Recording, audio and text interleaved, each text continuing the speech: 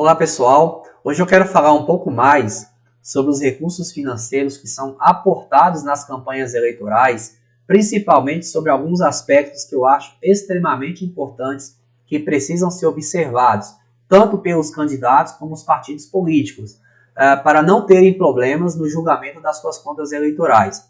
Mas antes vou te pedir uma gentileza, você ainda que não está inscrito aqui no canal, vou pedir para que você se inscreva para receber as notificações dos próximos vídeos que eu estarei postando. Bom, pessoal, então, no decorrer das campanhas eleitorais, nós sabemos que os candidatos e os partidos políticos fazem arrecadação de recursos para suas campanhas eleitorais, tanto recursos financeiros como recursos estimáveis em dinheiro. Mas o foco desse vídeo é falar sobre os recursos financeiros. Então eu quero chamar a atenção sobre alguns aspectos e alguns cuidados necessários, né, que eu acho extremamente importantes.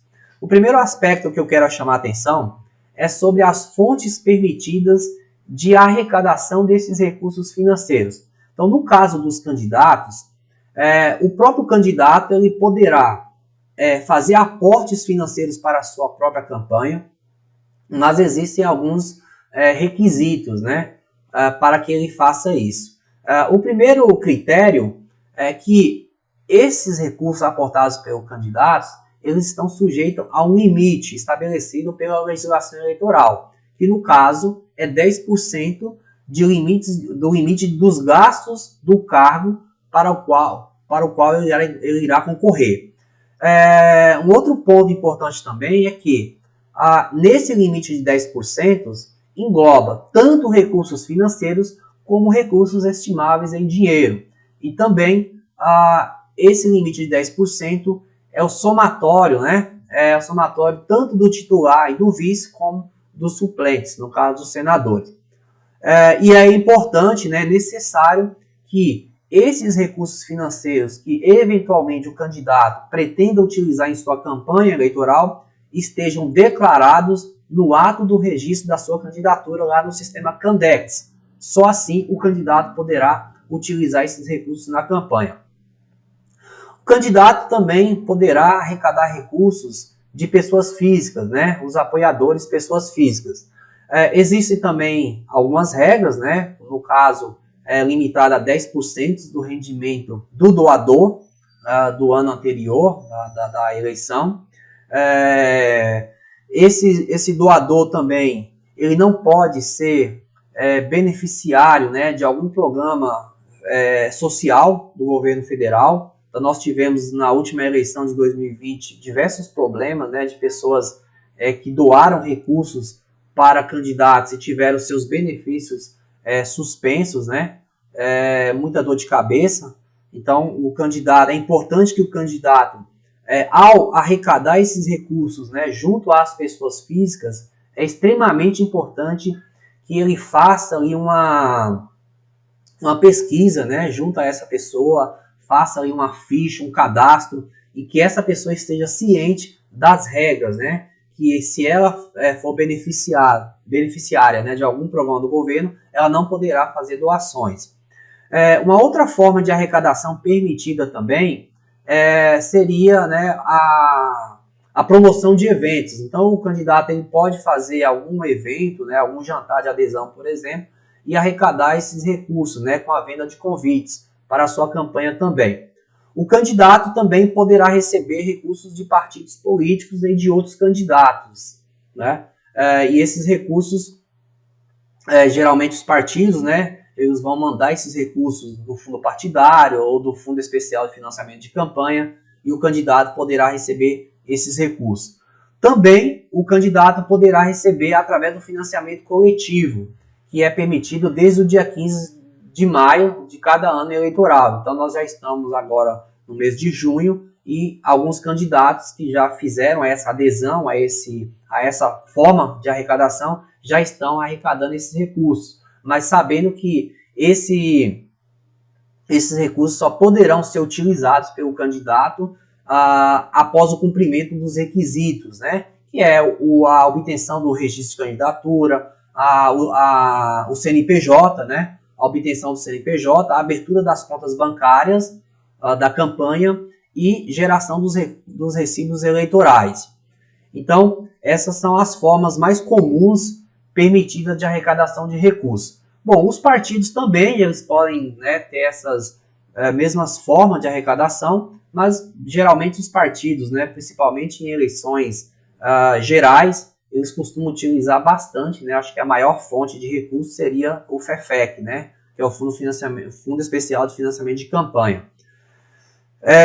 Um outro aspecto que eu quero chamar a atenção também, pessoal, é sobre as formas permitidas para ingresso desses recursos nas contas bancárias. Então, a forma mais comum de ingresso desses recursos é através de transferência bancária identificada, né? Temos aí a possibilidade, a legislação eleitoral permite que valores até R$ 1.064,09 possa ingressar nas contas por meio de depósito bancário identificado, né? Ou seja, identificar o nome e o CPF do doador. Ou seja, valores a partir de 1.000 iguais, né? A R$ 1.064,10, R$ 1.064,10 ou acima desse valor, só é permitido o ingresso desse recurso mediante a transferência bancária identificada, podendo ser através de cheque nominal cruzado ou um TED, DOC. E aí, no final do mês de maio, no finalzinho do mês de maio, houve uma consulta formulada pelo PSD Nacional, junto ao TSE. Nessa consulta foi questionada a possibilidade dos partidos arrecadar recursos por meio do PIX, né? Essa nova modalidade de transferência bancária.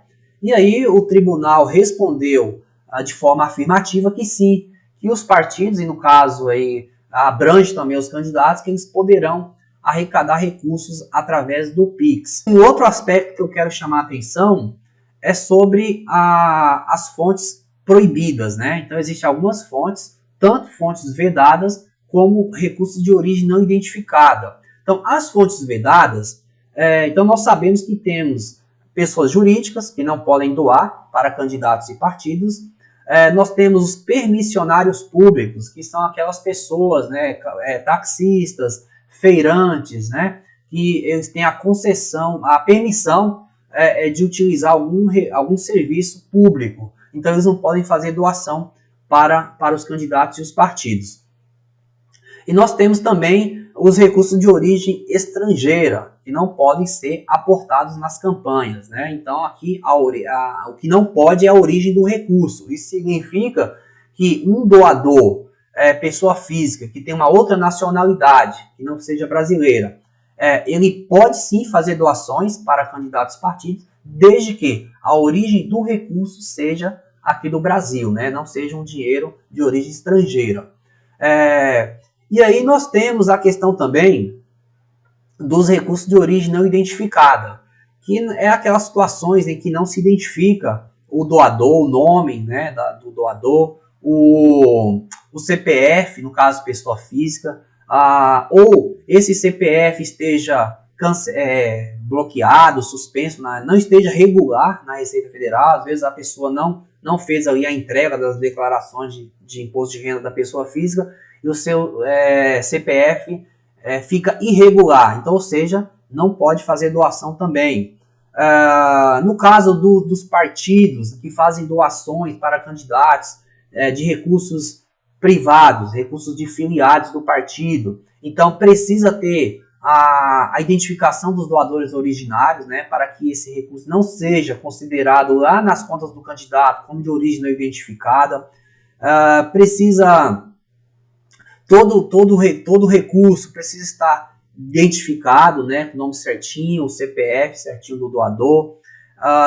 Então tem essas questões que precisa tomar bastante cuidado, precisa fazer uma auditoria no ingresso desses recursos. Por quê? Porque tanto os recursos de origem de fonte vedada como os recursos de origem não identificada não podem ser utilizados. Então, na possibilidade de devolução, deve ser feita a devolução, né, do recurso para o doador, e não pode, na impossibilidade de devolver esse recurso para o doador, deve ser imediatamente recolhida aos cofres públicos, né, por meio de GRU. Por quê, pessoal? Porque se o candidato utilizar, por exemplo, né, utilizar esses recursos, tanto origem de fonte vedada como de origem não identificada, o candidato poderá ter sérios problemas, né? Então poderá ser cassado, se eventualmente o candidato for eleito, né? Posteriormente poderá ser cassado, poderá ficar inelegível, né? Por até 8 anos, se for constatado que houve